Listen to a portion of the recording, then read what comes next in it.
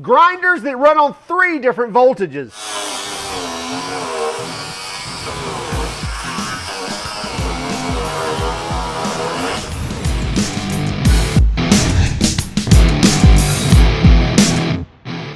We've got 2 grinders from Metabo HPT. They're both multi-volt grinders. Actually, they're 36-volt grinders that run on the multi-volt battery and something else that we'll cover as well. But we have the G3612DVF and the G3615DVF. Both of these are paddle switch grinders. One's a 4.5 inch, one is a 6 inch. There's a lot of similarities, but there's a lot of differences too. Let's get started.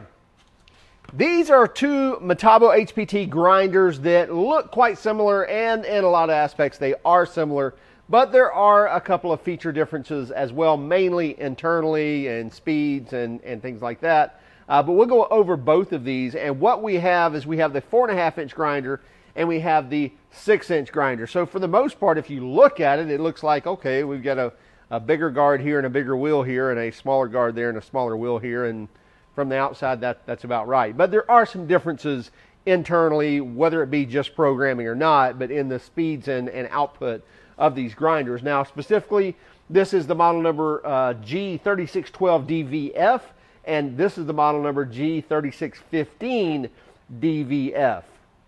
Now, mainly because this would be the 120 millimeter or 4.5 inch, and this would be the 150 millimeter or 6 inch grinder. Now we can see here on the grinder, we get, whether it's the 6 inch or the 4.5 inch, we have a toolless guard movement here. So we can adjust this guard wherever we need to without any tools. Just press this lever here and rotate this around until it clicks in the space you need it. So whether you're cutting, maybe you got a cutting wheel on there and you need to be cutting like this, you can open it that way. Or if you want to need it straight on because you're doing just some typical grinding, you can do that as well. You can also change the handle, which if you notice the handle, not only has got good ergonomics, but it also has some vibration dampening built into there as well. And we can go to either side, or we can go on the top as well. Sometimes we need to get in a certain place, and it works out better if we can put that auxiliary handle or secondary handle of the grinder up there on the top of the unit, so we can easily do that. We get an arbor lock or a spindle lock right here, so we can press this. Let me take the battery off and be able to do our wheel changes. Now you can do that with a spanner wrench, or if you got a gloved hand or you're tough enough, you can just spin it off by hand just by pressing that lock button. Same thing with putting it back on. Whether you're running a cutting wheel or a grinding disc or flap disc, whatever. Here on the sides we have the intake, and this is important here. Don't let this fill up with crud and then leave it that way. This is how this grinder breathes, especially with brushless motors nowadays. These things need to breathe, as well as there's lots of electronics in here when you have a brushless motor that need to stay cool, and it picks up the air from here. So there's a fan built onto this motor, and it's drawing air in, and it's drawing air in from right here, from either side of these stainless steel mesh intakes. And when it draws that air in, it cools all the electronics, it cools the motor, it even comes across and blows across this transmission and exits the grinder right up here. So time to time, pull off these just slide right up, blow them out with your air gun. Don't blow them in where it blows into the electronics. Take them off, blow them out reverse ways, put these back on, and keep those nice and clean so that the grinder will breathe and it doesn't go into overload protection or you start ruining your electronics. Now this runs on the multi-volt battery. This is the 36 volt and 18 volt battery. These are actually 36 volt grinders, so it's utilizing the 36 volt side, but these batteries will also power the 18 volt tools as well.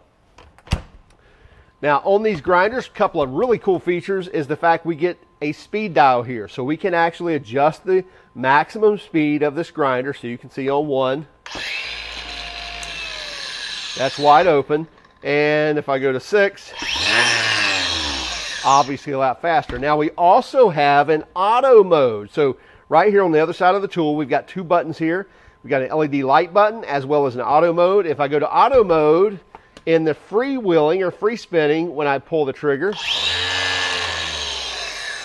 it maxes out at 5,500 RPM. However, when I go to lean in and grind something, it'll pick up that speed as it's needed, as it feels the feedback, it'll take up that speed up to, in this case, with the larger grinder, this is going to be a max of 8,000 RPM, and with the smaller 4.5 inch, that's a max of 10,000 RPM. So there's one of the differences there, 10,000 RPM max on the 4.5 inch, 8,000 RPM max on the 6 inch. However, the auto mode is going to be 5,500 for both of these. And then our LED light mode here, we have 2 LEDs. So we have an LED right here, it shines forward, and then one over here too. And we can set it on off, where when you pull the trigger, you watch this LED here. LED comes on, and then after, I don't know, 5 or 10 seconds, it will actually shut off. So you can do that, or you can hit the on button where that will stay on, so that while you're using it, you have light. So there you see it shut off. So if you turn it on the on setting, then it's just going to stay on, and you can shine some light on whatever area you're working on. So not very typical on a grinder, but you know what? Not a bad idea. So sometimes we're grinding in those dark corners, so good to get a little light in the situation. Now we do get some electronic protection here on these tools, really 2 specific ones. One is the kickback, which I don't think it's a good term for kickback, because typically kickback is kind of when it kicks that way, and that's not when it's going to shut off. It's got what they're calling kickback protection, but basically if you drop this grinder, and probably more so on a slide switch, this one is a paddle switch, both of these are paddle switch, but basically if the wheel's turning and under power and immediately stops or slows down, it's going to shut the tool down. So in other words, it's sensed that either you've got it bound up or it's dropped and hit something, and it will shut the grinder off. The other one is restart protection, meaning let's say for some reason, and again, this would be a big deal in a slide switch type of grinder, which they have this grinder in a slide switch as well. But let's say, so we're grinding.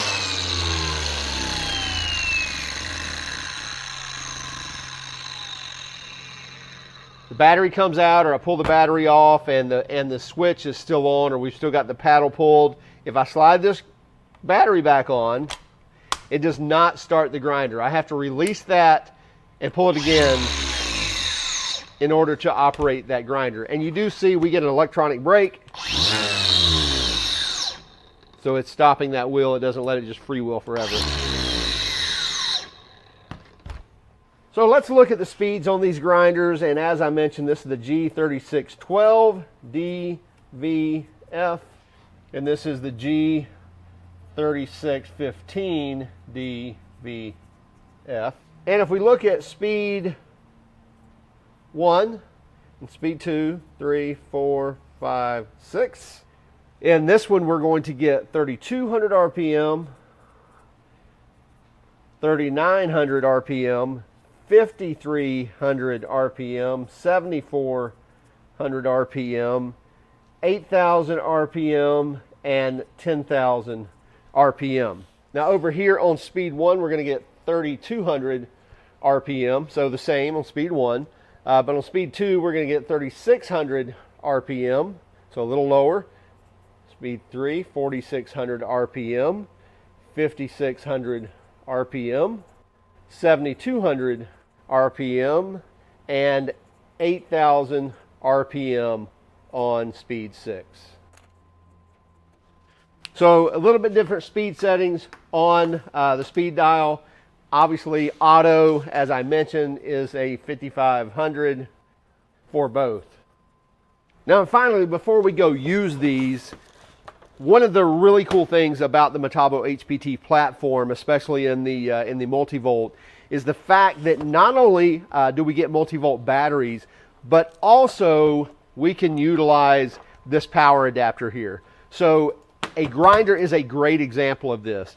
A grinder is a very power hungry tool. So when you're using a cordless tool that's really power hungry, you go through batteries. Cordless grinders are awesome for small jobs and accomplishing things without having to drag a cord around. However, if you get a longer job, many times you're grabbing a corded grinder, but let's say all you have is your cordless grinder. So you burn through 2 of your batteries and you're saying, well, I'm waiting forever for it to charge. That's where you can grab this adapter, It slides into place right here, and then you go run this cord over and plug it into the wall, and now you've got an endless supply of power. You can use this just like any other typical corded grinder. Get the same amount of power output, but you're not stopping in your tracks and waiting for something to charge. Have a nice pivot here, right here on the battery adapter. And so now you're ready to keep going and finish that job. So really cool idea, again, for power hungry tools. So we've got a piece of true 1/4 inch steel angle iron here chalked up on the cutting table. And I'm just gonna take a cutting blade and I'm going to turn this into auto mode. And so we'll see the effect of it's going to start somewhat slow, about half speed, and then it should ramp up as we get into the cut. So that's wide open.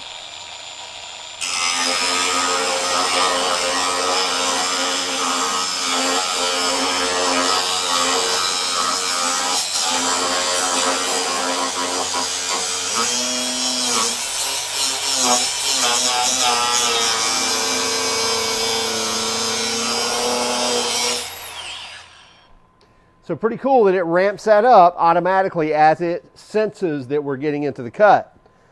Now I can adjust this guard rather easily.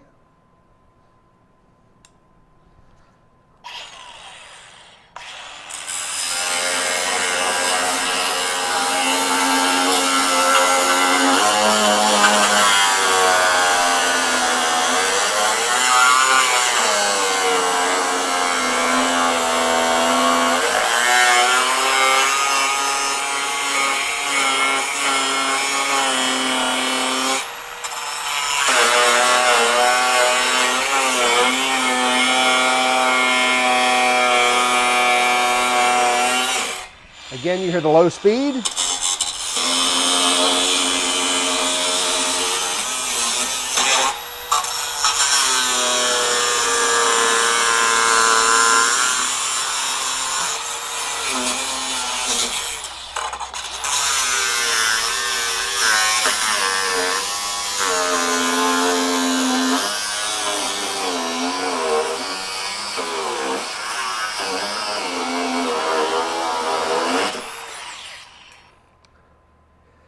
Pretty cool auto, I must say. It's not something I've used in the past much, but I could see where that could come in somewhat handy. Also like the fact that if we switch out of auto, and let's say we're cutting stainless steel, I could slow this way down where I have a lot slower cutting speed.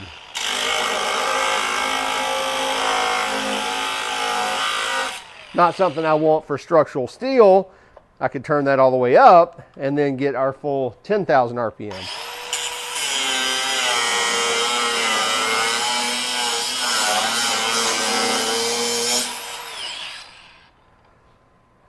Okay, I'm going to throw on a ceramic disc.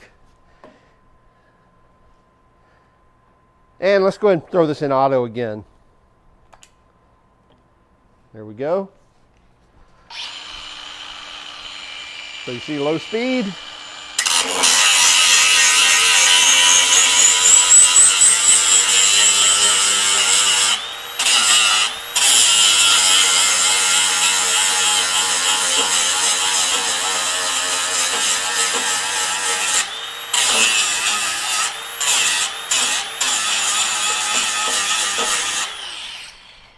And the idea here is, in a state when it doesn't need all the power, you're going to conserve battery by not having to have it wide open, versus if you just went to your speed setting, turn it all the way up.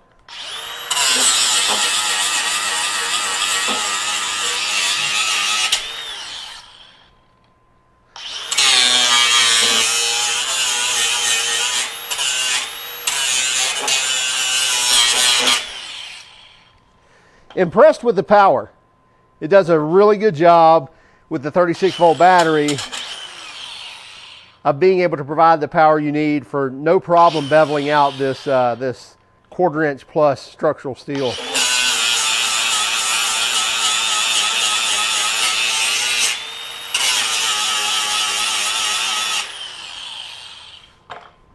And now we'll grab the 6 inch Throw it on auto as well.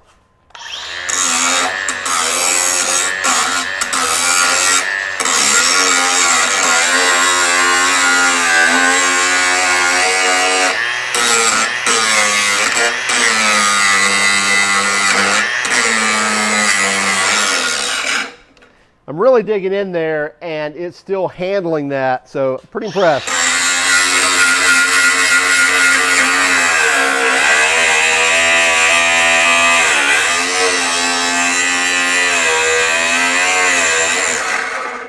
You can see I'm taking that grinding wheel and literally using it like a cutting wheel, putting all that pressure on there, and it's not backing down.